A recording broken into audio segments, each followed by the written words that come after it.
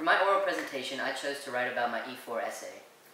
Now, the reason I chose to write about this was because of really the impression I got when I was reading chapters 9 and 10 from Arguing About Literature.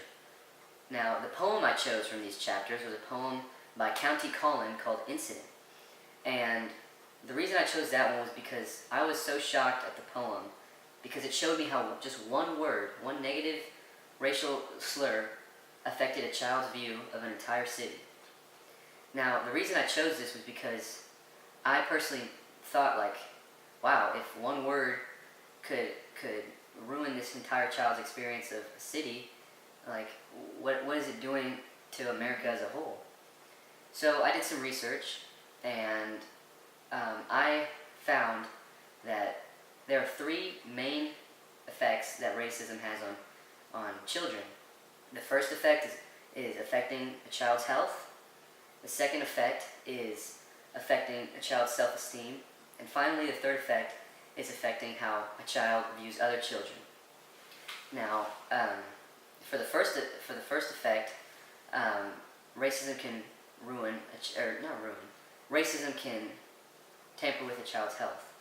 I got a journal article from the American Journal of Public Health in which they state that discrimination may have negative effects on 4 different dimensions of a child's health. The first dimension is stress. The second dimension is cognitive and social emotional development. The third dimension is health behaviors. And the fourth dimension is ethnic identity development. Now, for a child growing up, these are 4 very important dimensions that a child should be growing into at a natural pace and mentally. And the problem with racism is that it alters all these natural mental growth periods, and it really does affect how a child thinks growing up and certain actions and mentalities and attitudes they have in the future. Now, along with child's health, it can also be related to my second main point, which is self-esteem. Now, with racism, it can very seriously affect a child's self-esteem because a child can feel as though they're not good enough as other children just based on their physical characteristics. And while I was doing my research, I found that there was a very interesting article. And this article was the article was titled Consequences of Learning About Historical Racism Among European American and African American Children. Now, in this article, the authors did a study about how certain children, and for my example, African American children, reacted to learning about American history. And the problem is, and which this journal article states, is the historical treatment of African Americans is replete with examples of racism, including the most virulent and extreme forms of racial prejudice. Now, for a young child, this could be something that is it could have a negative effect because basically, when you're young and you're reading about how your ancestors were treated so terribly at one point, it can lower your self-esteem because it makes you feel, I'm not as good as the other kids. Oh, my entire culture was basically the underground of society, the lowest of the low. Like, how could I be any better? That's who I am. So that could really cause a lot of problems. And although it mainly has to do with self-esteem, this correlates with my third and final point, which is how racism can affect a child's view, not only towards themselves, but towards others. And while I was doing my research, I found that the racism not only affects how Black African Americans view others, but also how white Americans view African Americans. And in one of these articles, it said that white children may go on to display racially biased attitudes toward Black children, although they will express them in subtle and indirect ways. And basically, what this says is just growing up, children do see these differences, and they kind of, although it might not be blatant, although it might not be a complete outburst of racial segregation, they do see differences, and they do grow up and hearing these things like American history, and they might have a second opinion, or they might have a second thought looking it over and kind of okay with that, what's going on here. And And really, it has to do with age. And with age comes mental development, and you start thinking differently. And what I mean by this is, say, 4-year-olds, 5-year-olds playing around, they're not worried about race, they're not worried about where your family comes from, anything like that.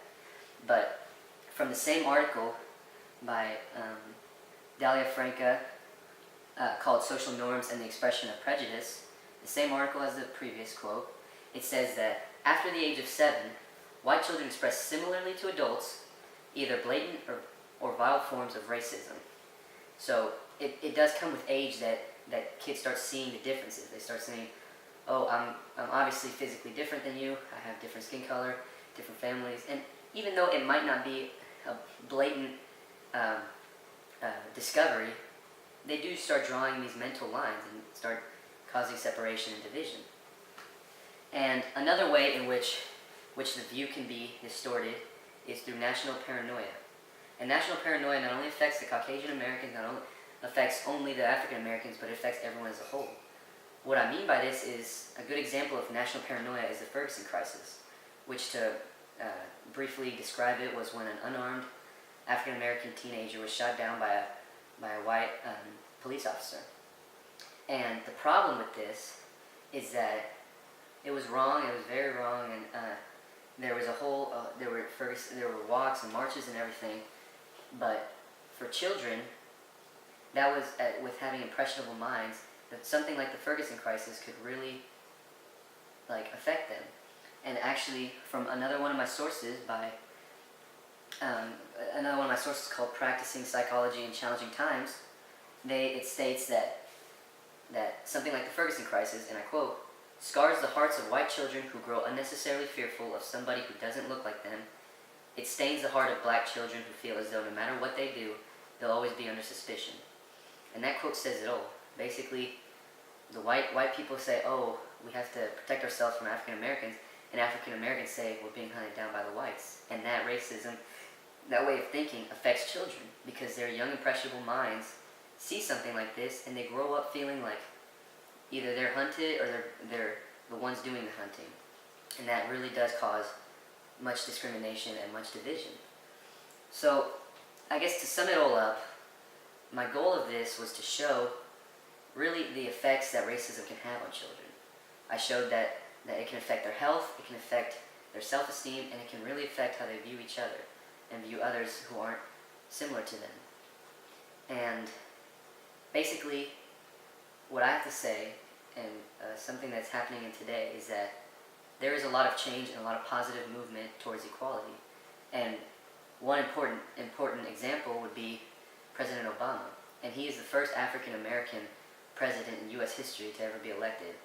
And that's a big deal. Not only is it a step forward showing that equality is achievable, but it gives hope to children, which is my main goal here, is that by seeing this, children can know, even though if they do have low self-esteem, even though they're worried about other children, they can see that it doesn't matter about the physical. It all matters about the person and what they have and what their ambitions, what their goals are, and what their drives are. So a child can grow up knowing that it doesn't matter where I live, it doesn't matter what school I go to, as long as I'm motivated and as long as I want to better myself and my community, anything's possible. So with that being said, I think it's important to know just where racism begins, and from what we've seen, it starts and ends with the children, because they're the future generations, and if they're scarred now very young, it'll follow them their whole lives.